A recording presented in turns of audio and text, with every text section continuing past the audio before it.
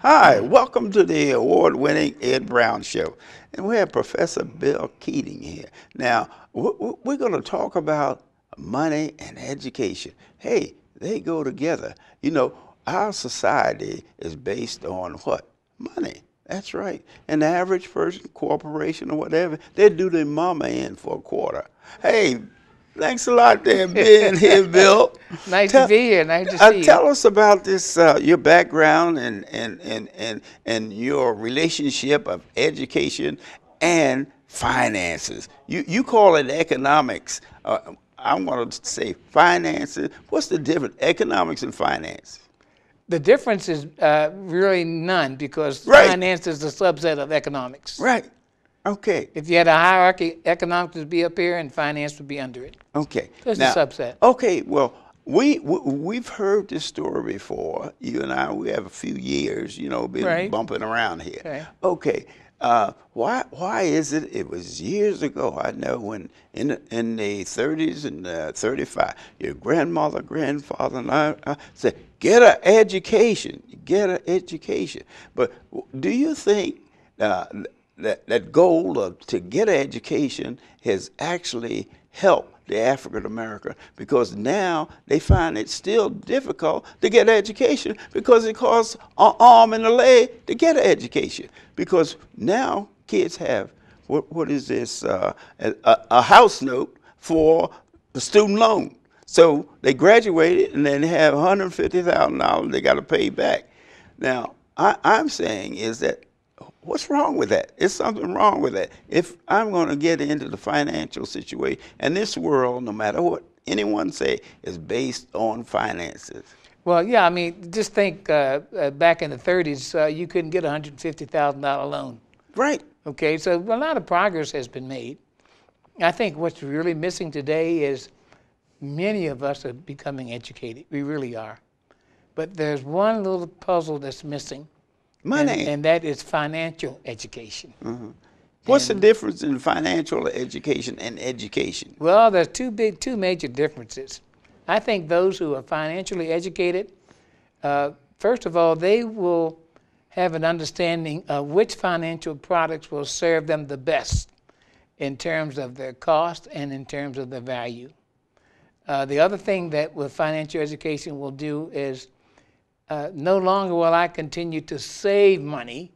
I'll learn how to invest. Those are the two big differences. And those educations have been, we don't have it. Yeah, but what happens is it's difficult for a person to save when they're not eating or don't have the basics.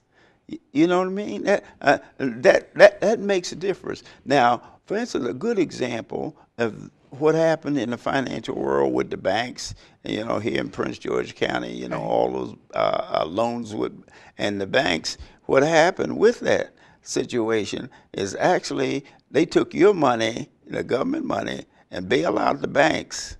And then the banks gave their CEO CEOs big raises.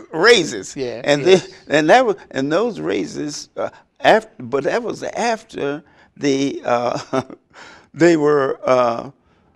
the house. Yes, yeah. Then the banks got the raises. The CEOs got these big bonuses, and then what happens is that how do you get that over to people to save? It goes back to financial education. Okay, tell me about Because it. if someone had told many of our people who were in these bad loans, they would not have done that. If you were educated about the variable interest rate loans, such as interest only and adjustable rate mortgages, ARMs.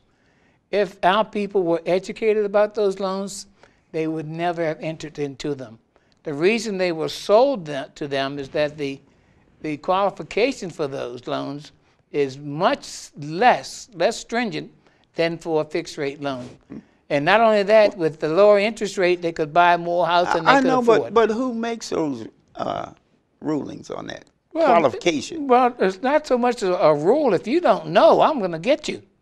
Well, that's what I mean. Yeah. But don't you think it's the government's responsibility to make sure that that the people that are sending them April 15th, where people pay taxes, it's not the government's 300 responsibility. years they haven't done it yet. Yeah, So but that doesn't make it right, though. No, but it's time to wake up and say, okay, if the government's not going to protect me, then guess who will You have have to to do protect it? yourself. I'll get my own education. It's not that difficult. And we have an old saying that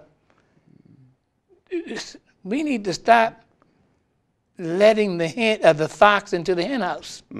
Okay, because the fox is just doesn't have our best interests at heart. Well, that's what the people people really, they have faith in the government, and see the government this is a capitalistic society, and you know what that means. That means that any way that I can make a quarter, I'm going to do it. Right. And whether it's legal or illegal, and many times these things, they put the government in a position to analyze these things and make sure that people don't qualify or qualify. Well, you made your point.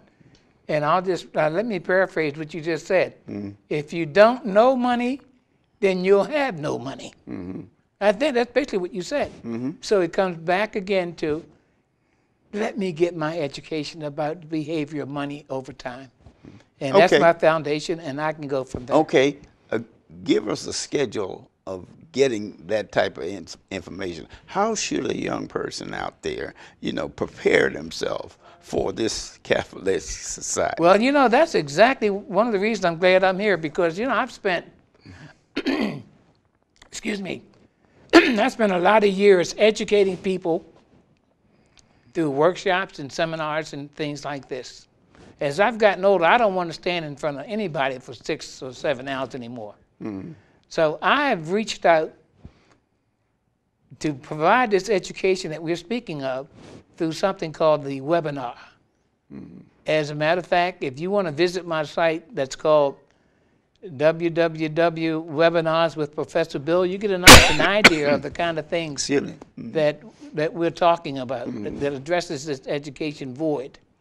And if you like what you see, if you don't like what you see, send me an email at profbill@msn.com. And that'll get it started. And I've been doing this for a couple of months now, and I cannot tell you how many people are so satisfied that I'm doing this today. I'm sure they are, because this you're looking in terms of the future. You're looking in terms of not the people that are involved now. You're looking for the young people, and I think the young people, the future is it. If you don't educate the young people in financial, exactly, and they continue to make the same mistakes. They don't have as the their parents history. did. They don't have the history. Okay, and so somewhere it has to start. Let me give you a good example. Good. One of the questions I asked during the webinar is, I have a bill, and I have like 10 bills, okay, and I have an extra $50 this month. Okay. And I want you to tell me which of those 10 bills should get the $50.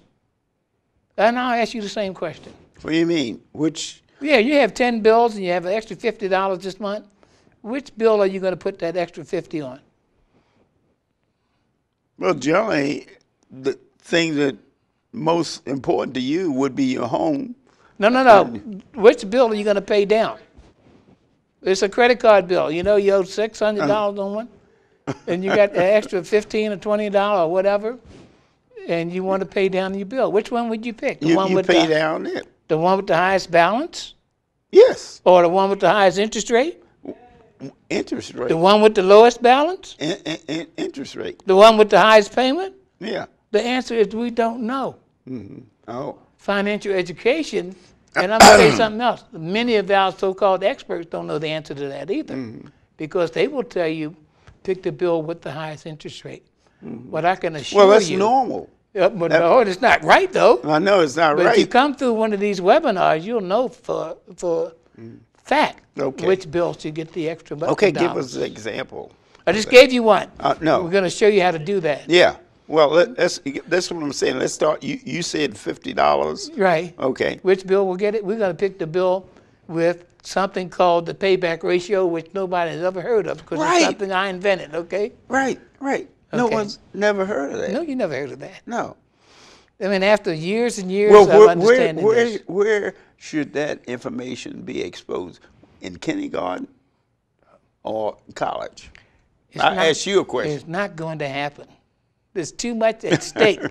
Don't you understand? When you start educating people, somebody's going out of business. You know that. Sure. That's the idea. So the interesting thing is Right. get your own education. Don't wait for the government or anyone else to give you the information you need to make your life comfortable and enjoyable at the end of your working days. You know, it's interesting. I've seen people at 62 and 63, and I've looked at their portfolios, and some of them have $2.5 million in there. I look at the portfolios of some of our people, okay, and it's 200,000, 250,000. Why is that? No education about risk. Okay, no education about systematic investing. No education about always taking the low road or the safe road, okay? And so education helps you to overcome these things and with great understanding. We just had 6 years of some of the greatest growth in terms of your financial assets in the history of this country. And you know, most of us never took advantage of it. Well, they weren't aware of it. They weren't aware. It comes back to education, doesn't it? Yeah, right. Well, I have a son that's at Amherst College, and we pay his tuition each August. And you know, by the time the next August rolls around, do you know half of that money is back in that account because it's growing that rapidly?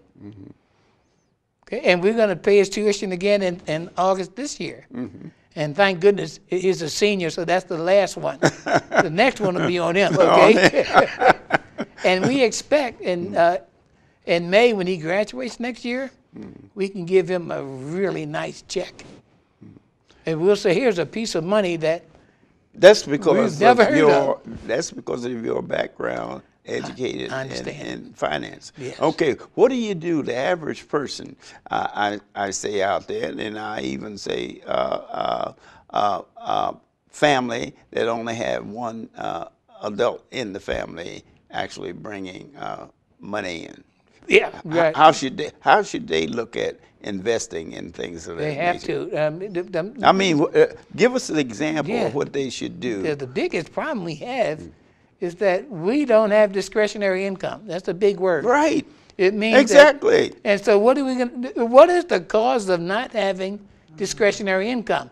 One thing simply, and that is we are in debt.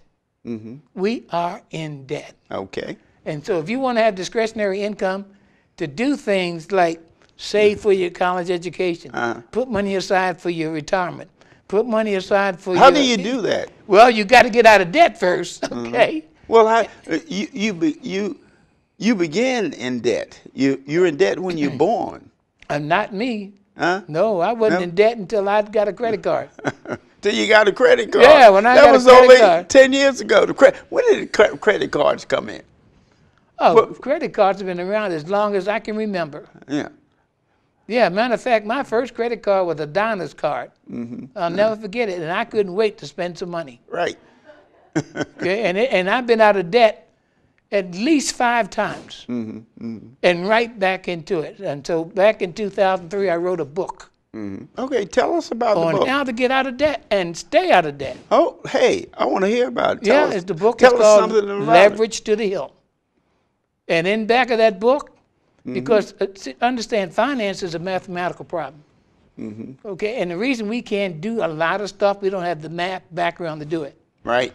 But in the back of this book is a little CD that's got all the software algorithms in there. You don't have to know how to spell algorithm to use it. And so when we go and try to make decisions about which bills to get the extra dollars, there's a program that tells you. When you want to know how many more payments do I have on this bill, because they don't tell you that, right? No. There's a program that does all these calculations for you. Okay, Now, and on now, and on. Now, how that's individual. How do you get groups to do this? Because there's a problem that in the African community, African American community, that they really don't. If they want to start a business, you got to have some money to start the business. You have to have some capital. Okay, and the banks control the money. So if you don't qualify, whatever the qualification, you can't get the money to start the business. Right. Well, most of that is driven by the lack of a business plan. Okay, and the bank said, "I'm sorry, your business plan is on a napkin. You want me to give you $150,000? I can't do that. But it's not going to happen." So there's an education there. There's courses all over this county on being an entrepreneur, and one of the first things that will be discussed in that. The first thing is, how do you develop a business plan that begins to forecast your revenues and expenses over a 5 or 6 year period? And when you take that to the bank, they said, okay, I love that. And it looks like this thing will be profitable in a year and a half or so. We have no problem loaning you some money. I mean, that actually works. It works, yes. You can give us examples of it. That's a good example. I've put it this way, I have helped at least 3 people do that. Okay? I'm helping a guy right now who's from Zambia in Africa, and I hope I'm not giving away the story, but he wants to have a fish farm out there. And we're working on the plan right now. And interestingly enough, he thought he needed all this money, and I said, you don't need that much money. Well, that's because we have had business education. Exactly, Yeah, yes. and see, really, what do you think they should improve the curriculum in schools as far as business is concerned? That the curriculum that they have now is not doing the job. Everybody's been school, they've had some kind of business course. Well, the curriculums today are designed, especially in finance, is that you're going out and work for a company and you're going to help the company move ahead by making the right financial decisions. Okay. They do not teach personal finance in most institutions. There's only well, do you think that's one of the subjects should be added? Well, now you've been teaching, professing, you've been. It's not going to happen. That you've it's had. not going to happen. Why? Let me just say this to you. There are certain financial products out there that if John Q. Public knew the truth, they would never buy them. Right. I agree. Okay, so you think some institution's going to do that when a lot of their support? Well, they feel, what most people feel that the Board of Education and those people are the knowledge that you have, you're supposed to pass that on to the next generation, and those things that you talk about, they would be known to the next generation so they can use it to better themselves. Okay. But you're saying that really, as far as a curriculum is concerned in our capitalist society, exactly. They're not going to teach you. No. Now, they give us the foundation. Don't misunderstand me. Yeah. But this lady that we just saw earlier, she did extremely well in corporate finance, okay? We're talking about personal finance. And yet some of the same principles of corporate finance are in personal finance, but no one has taken the time to show them how to apply. That's what you're doing. That's what I'm doing, exactly. Well, that's what your book is about. Exactly. And this is what people have to understand. Right. And that the system, no financial system is looking out for you. Exactly. And that's the first thing. Right. And see, those things that you're talking about, you have to really do it yourself, because you're not going to get it in no university. Nope.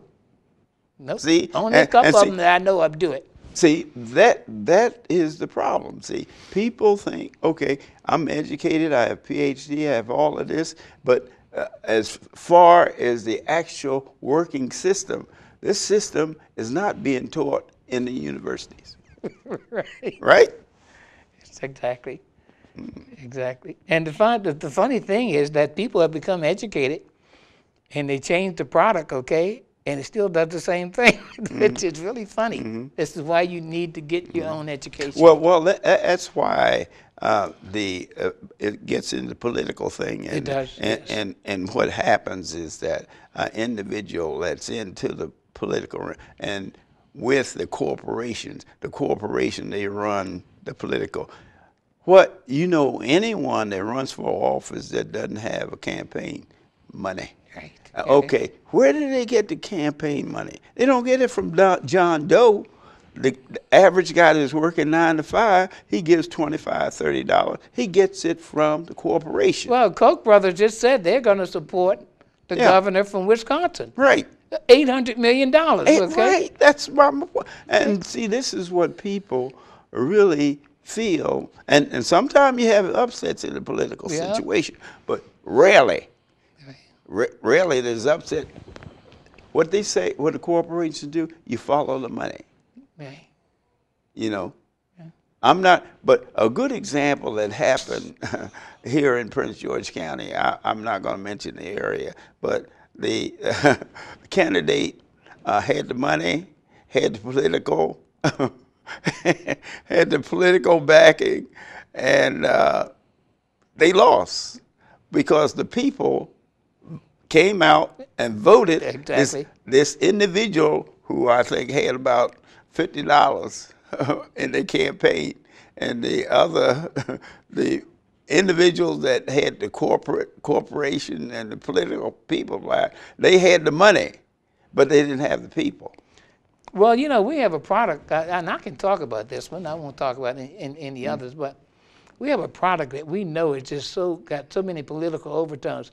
I want to know, how did a product such as reverse mortgages ever get approved? I don't understand that. Well, I do understand. But it was a political corporation situation. Yes. Yes. But how do you fight that? Well, you fight it by becoming savvy about reverse mortgages. Reverse mortgage. Right. When you understand them, you said, okay, that's a choice that maybe I will not elect to take that choice. Right. Okay, but it comes back to education. You're not going to wait for the government to give it to you. Get your own. Okay, so where would a young man or young lady that's interested in finance really get on-the-job training, university? Where would they get that information? Do you know this internet is one of the most powerful things we've ever seen in the last 50 years? Yeah, I agree. If you don't I agree. understand reverse mortgages, go do a little search on reverse mortgages and put in there pros and cons, okay? Right. And you'll get more literature than you can read in a week. I agree, 100%. And if you don't, because I'm a Google man. Oh, okay. Anytime I want to know something about something, with the stock market crash, flash, and all those different terms, I found it out. Right. Tell us, what do you advise the young people and also the African American about getting into the economics of this country? Do you feel that we need to get into the corporate world, or what is the answer for getting into the finances of this country? Read. Greed? Just read. Oh, read. Read. Okay. Read and discuss. Read what? Oh my God! Where do you want to start? Okay. I look at MS. Well, they have to start with the average person. Well, I look at every morning. I turn my computer on. I look up, I think it's MSNBC, and they got 17 major topics, if you will.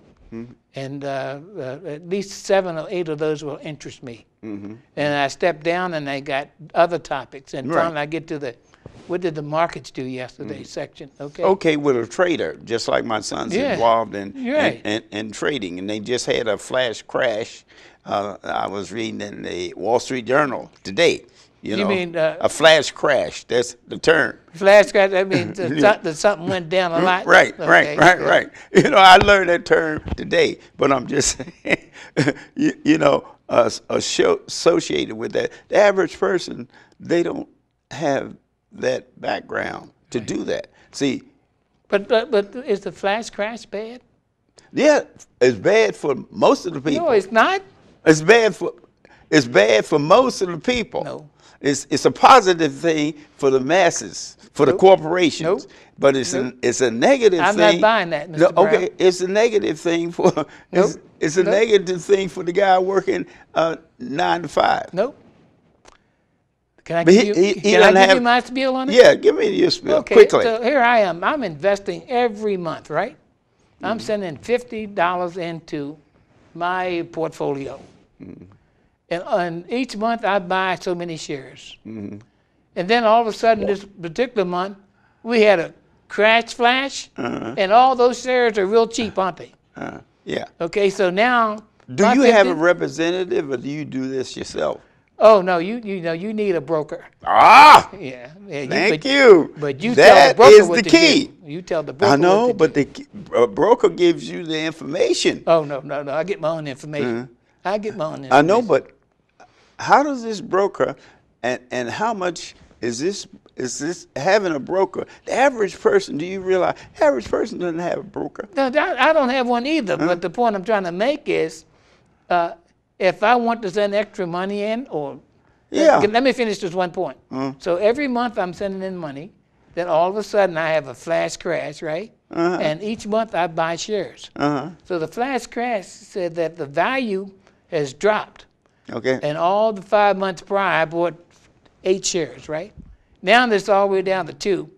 And I can buy 25 shares with this month. But- And all of a sudden, next month it comes back. It always Okay. comes back. And I had made a ton of money. Okay. So when Now- we see and the flash same crash, thing- we get excited. No I know, big but deal. the same thing can happen. You can lose a ton of money.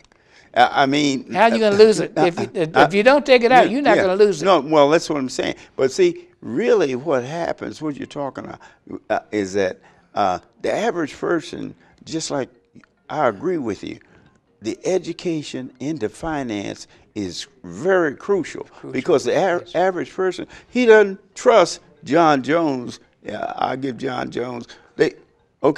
People with You're the right. casino. Right. People go in. Everybody out there has bought some kind of ticket Right. trying to win money, but the chances of winning are slim or none, really. Because But investing is a very simple rule. yeah, Do not take a short-term dollar and put into a long-term investment.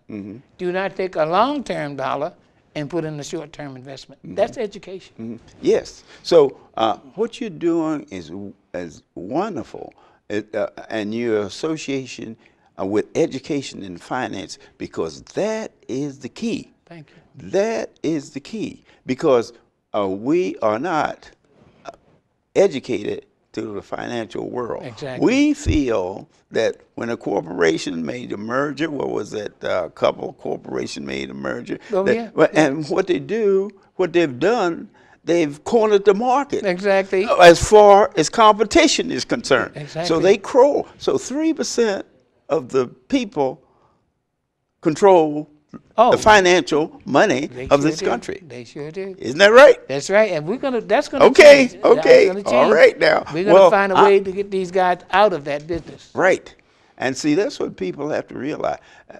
That 3% of the people in this country control most of your finances. 90% of the money. And what Doc is saying here, Dr. Bill, Professor Bill, he's saying that you got to get a financial education. Okay, this has been Ed Brown. See you next time. We're going to have finance next week, too. It won't be Professor Bill, but I'll bring him back, we're going to have a debate here. All right.